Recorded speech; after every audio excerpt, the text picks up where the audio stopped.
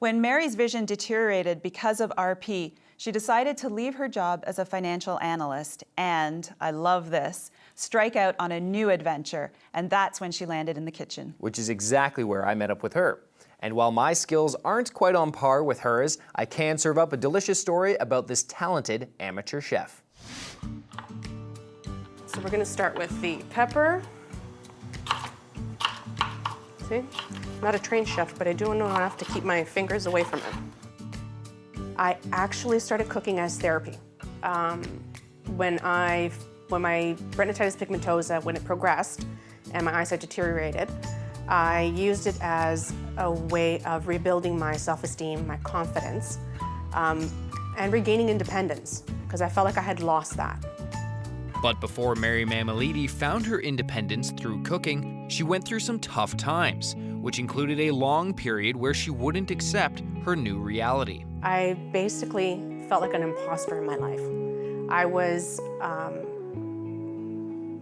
living as though I didn't have this disease. I would hide it from people. Family members knew, close friends knew, a couple of work colleagues knew, but I just didn't want anyone to find out about it because I was afraid that, one, they would treat me differently, two, it could impact my job, it could, just everything in general would change. And change it did, when she finally had to leave her job as a financial analyst. I basically hit a wall. All the covering up caught up with me. Everything blanked out. Everything got foggy, hazy. I picked up, I left for the day, and I went to the doctor the next day, and we just started trying to figure out what was wrong with me. Turns out it was my actual eyesight and me accepting what was happening. Mary credits her husband, Frank Tost, for helping her through the tough times. Oh, there you are. Yeah, what's going on? She was, not happy. I felt a lot of stress. I felt a lot of helplessness. I wanted to do something for her, and I couldn't, right? So the only thing I could do for her was just support her in any way I can. I think I did my best by just listening and, having her bounce stuff off of me. Together, Mary and Frank persevered. And through it all, Mary found someone else within. I'm me. I like to call it Mary 2.0. And I work every day to be the best version of me, whereas before I was afraid of being me.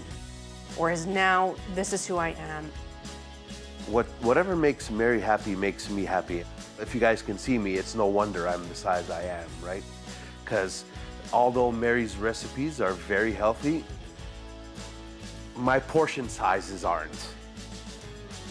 And Mary loves to share the new version of herself with as many people as possible, which is why she started her blog, Kitchen Confessions. There may be that one person out there, regardless of what their issue is, what disability they have, that reads one of my posts and says, you know what, I can understand that, I can relate to that, and makes them feel a little better and gives them that confidence to start picking up the pieces and doing their piece to live their life to their fullest, then I've succeeded.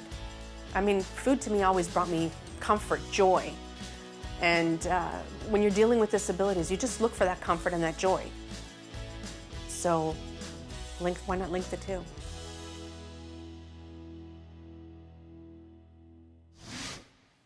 So Anthony, did you get to try any of Mary's culinary creations when you met her? I actually did. She made an amazing lunch bowl with quinoa, feta cheese, tons of veggies, and some chicken. That sounds amazing.